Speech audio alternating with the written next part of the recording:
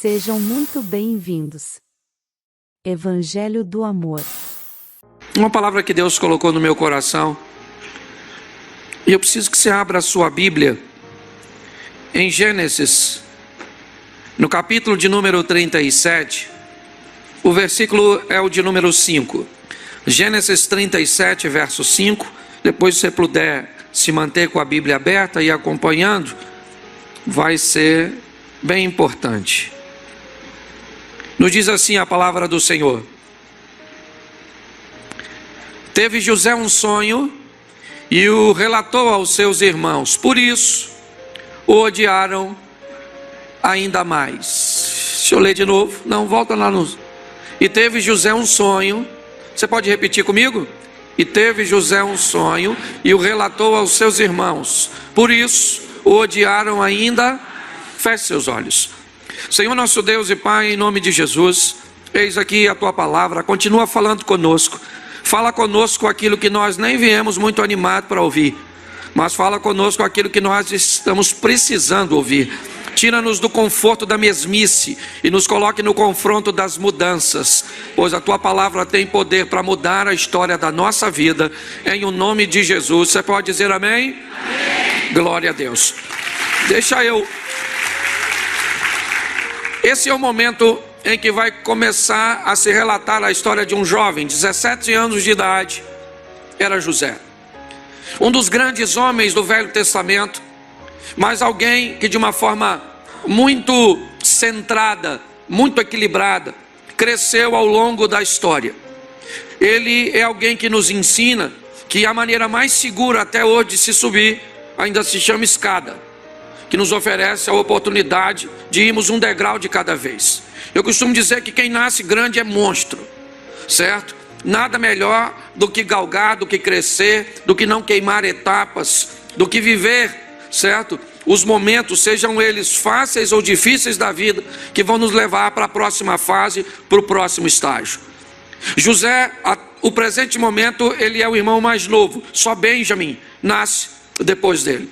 José é o irmão caçula e ele tem nos seus irmãos mais velhos um comportamento extremamente ruim, um comportamento nocivo. E ele cresce nesse ambiente onde seus irmãos mais velhos, que serviriam para ele de parâmetro, que serviria para ele de referencial, os referenciais de José não são bons referenciais, né? E ele poderia perfeitamente copiar, ou seja, reproduzir o comportamento de seus irmãos mais velhos.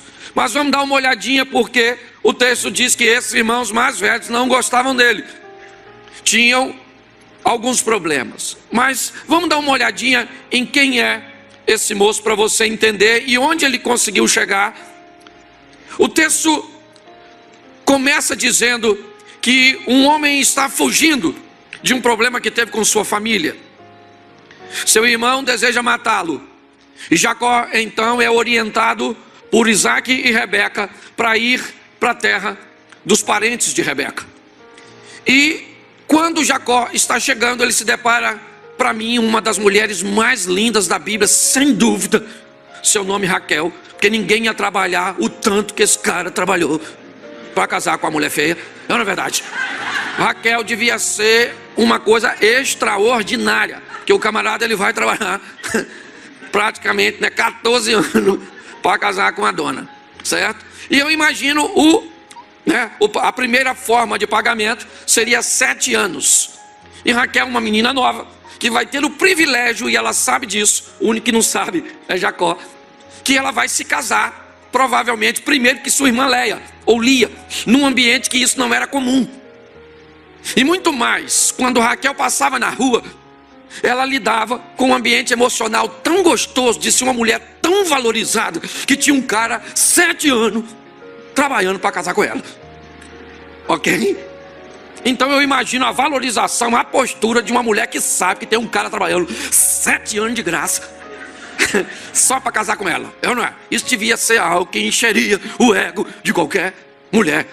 Então eu imagino Raquelzinha nesse ambiente emocional, sonhando que ia se casar com seu amado, o homem que trabalhou 7 anos para casar. Eu não sei o que Labão fez no dia do casamento, estava tudo preparado para Jacó se casar com Raquel. E ele colocou Lia. Eu imagino a frustração das duas. Uma que foi avisada em cima da hora que ia casar, e outra que foi avisada em cima da hora que não ia casar. E o pior de tudo, ninguém falou nada com Jacó. Certo? Esse é um exemplo claríssimo, certo? De que nós temos que entender que duas pessoas se unem muitas vezes, oriundas de ambiente totalmente diferente. Porque quando Jacó vai reclamar com Labão, Labão disse: não, Jacó, deixa eu explicar a você. Aqui na nossa terra não se faz assim. A mais nova não casa primeiro que a mais velha. Ô irmão, mas tu teve 7 anos para falar isso comigo.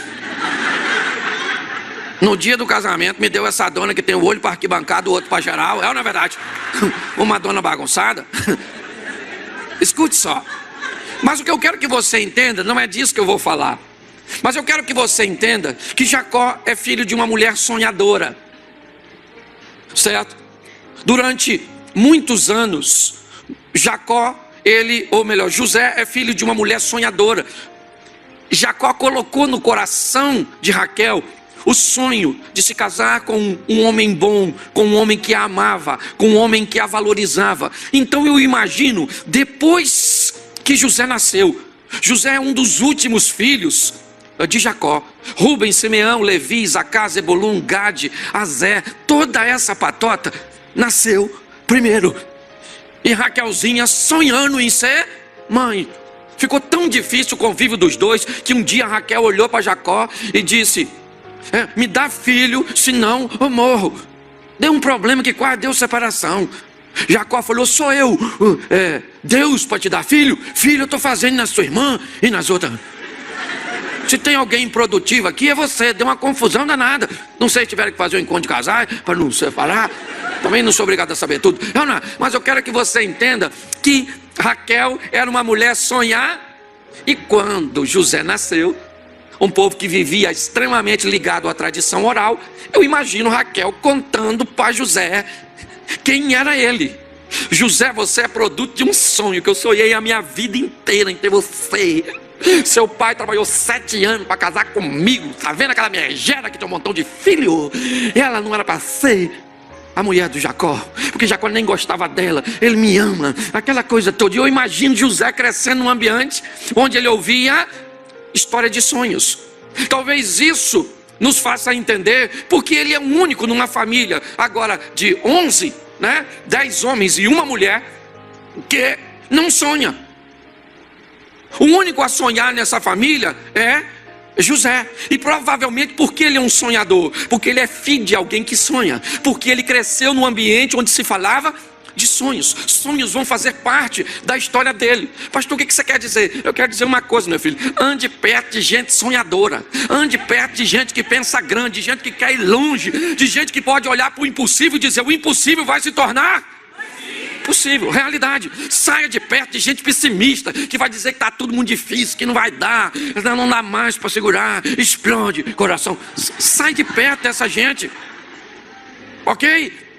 Porque quando você anda com sonhador, sonhador é assim, ó. Quando você está contando seu sonho para um sonhador, por exemplo, a senhora quer casar com um homem alto, louro, rico, fiel, tudo isso que a senhora acha que vai achar. Aí a senhora cria essa expectativa. Se a senhora contar seu sonho para uma mulher sonhadora, a mulher sonhadora, ela fica assim, ó. O que é isso? Isso é comportamento de quem está aguardando você encerrar seu sonho. Porque assim que você encerrar o seu, ela fala o dela. É ou não é? Agora, não, peraí. Mas quando você conta seu sonho para quem não sonha, quando você termina de contar o semblante da pessoa, primeiro que ela fica assim, ó. Você vê na cara da pessoa que ela diz que esse homem não existe, que se existir não é pra tu, porque tu não merece, que você vai morrer solteiro. Sim ou não? Então deixa eu falar uma coisa pra você. Cuidar com quem você anda ou com quem você mantém perto de você. Certo? O que eu estou vendo? Eu estou vendo um camarada que está no meio de uma turminha que tem um comportamento incorreto. Sim ou não? Mas a Bíblia diz: ensina o menino o caminho que ele deve andar, que ele vai crescer e não vai se desviar dele. Na meninice, ele vivia perto de quem? De sua mãe, ele era o filho único, o cuidadinho da mamãe. E também Se inscreva para receber mensagens da Palavra de Deus para seu coração. Compartilhe essa mensagem para mais vidas serem alcançadas. Que você tenha um dia repleto de paz e de bênçãos vindas da parte de Deus.